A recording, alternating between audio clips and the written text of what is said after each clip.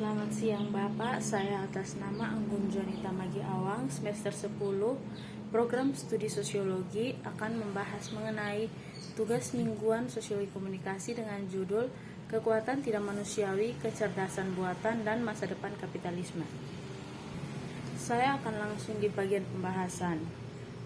Dalam sarana kognisi ada beberapa hal yang perlu kita ketahui. Yang pertama adalah listrik baru. Pada tahun 2016, Profesor Andrew Ng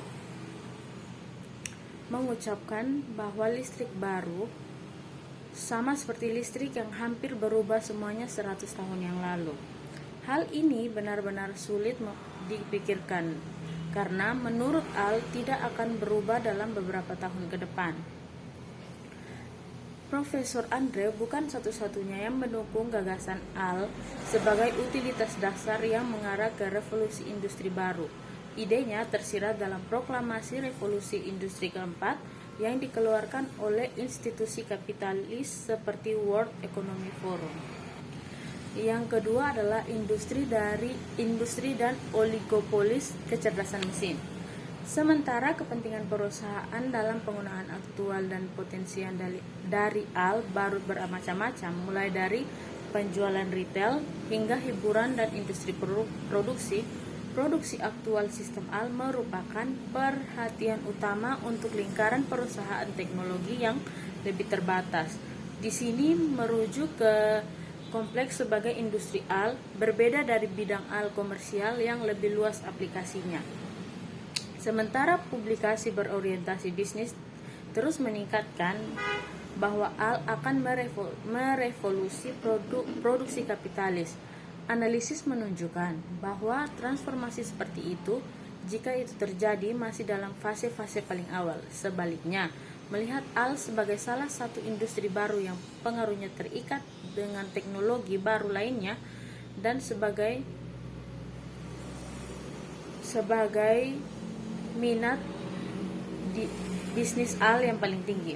Di luar industri, Al ini tidak memerlukan tingkat aktual yang paling tinggi investasi di bidang teknologi.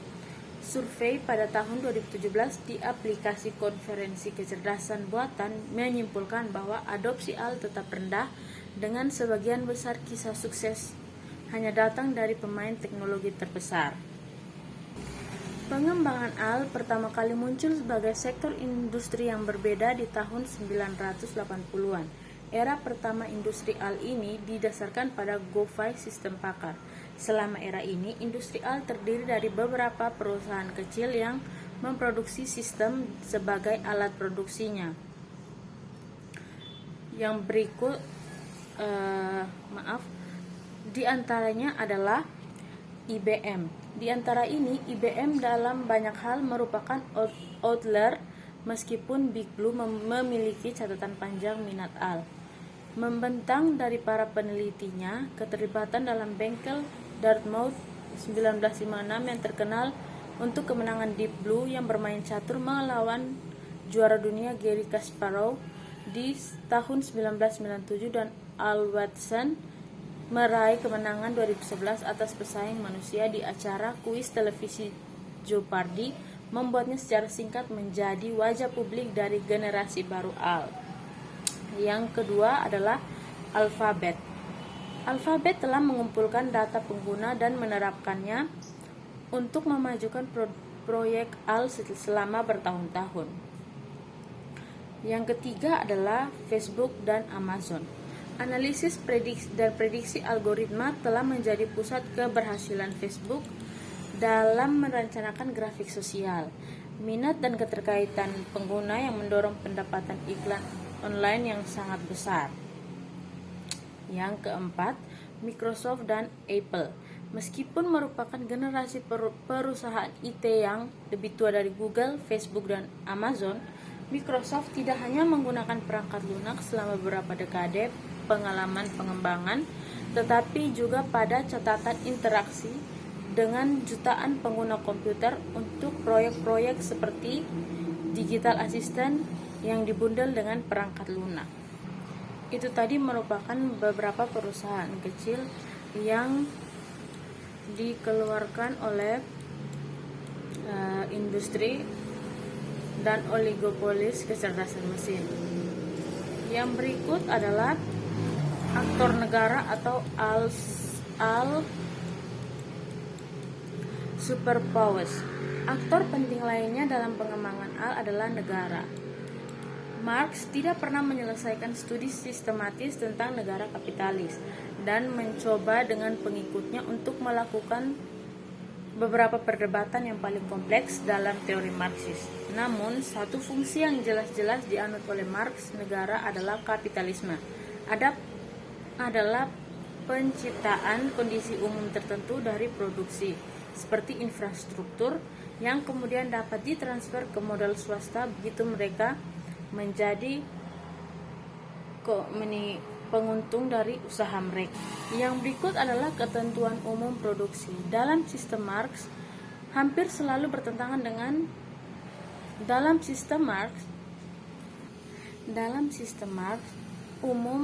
hampir selalu bertentangan dengan khusus, dan demikian pula dengan kondisi umum produksi yang ia bedakan dari kondisi produksi tertentu untuk satu kapitalis atau lainnya yang dibeli atau diproduksi secara langsung oleh modal individu untuk menjaga produksi tetap berjalan dan memasukkan input material, sarana produksi, dan tenaga kerja.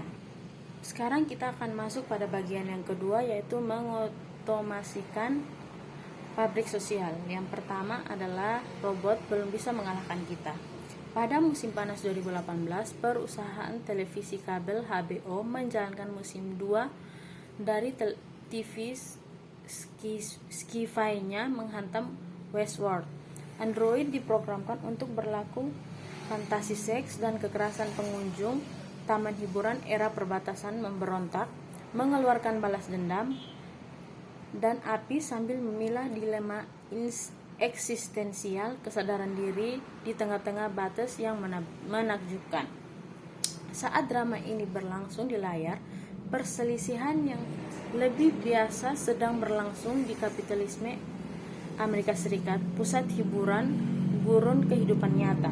Pada 1 Juni, sebuah kontrak dinegosiasikan oleh Serikat Kuliner dan Bartender, mewakili sekitar 38.000 bartender, server koktail, pelayan, juru masak, dan staf lain yang bekerja di Las Vegas untuk perusahaan perhotelan besar termasuk MGM dan Caesar sampai dengan kadaluarsa. Yang kedua adalah komposisi kelas dan pabrik sosial. Gagasan komposisi kelas berasal dari apa yang dikenal sebagai otonom Marxisme, sebuah sekolah yang menekankan pada potensi kekuatan dan otonomi pekerja, memberikan tandingan untuk diskusi kekuatan mesin kapital yang semakin dalam. Marx berpendapat bahwa kapital memiliki kecenderungan jangka panjang untuk mengganti pekerja dengan mesin, dan membahas ini baik dalam istilah teknis, karena diubah organisasi kerja, dan dalam istilah nilai dapat mempengaruhi tingkat modal keuntungan. Bagi para pemikir otonom, rumusan Marx itu berat sebelah. Itu tidak memiliki teori tentang bagaimana pekerja menolak eksploitasi mesin. Yang berikut, tenaga kerja AL. Tampaknya paradoks untuk berbicara tentang kerja AL, sebuah teknologi yang konon menghilangkan pekerjaan manusia. Namun, AL itu sendiri harus diproduksi sebelum diterapkan di industri lain. Keduanya merupakan prasyarat untuk transformasi jenis tenaga kerja lain yang didorong oleh AL, dan menyediakan beberapa petunjuk tentang arah yang mungkin dilakukan oleh rekomposisi pekerjaan yang lebih umum mengambil banyak jenis penelitian AL saat sedang dimainkan. Dan meskipun ada kesamaan luas dalam proses produksinya, masing-masing memiliki kekhasan. Di sini kami fokus pada ML, bentuk utama AL pada dekade kedua abad ke-21. Berikut kita akan masuk pada mesin sempurna tenaga tidak manusiawi. Yang pertama adalah kecerdasan umum muatan.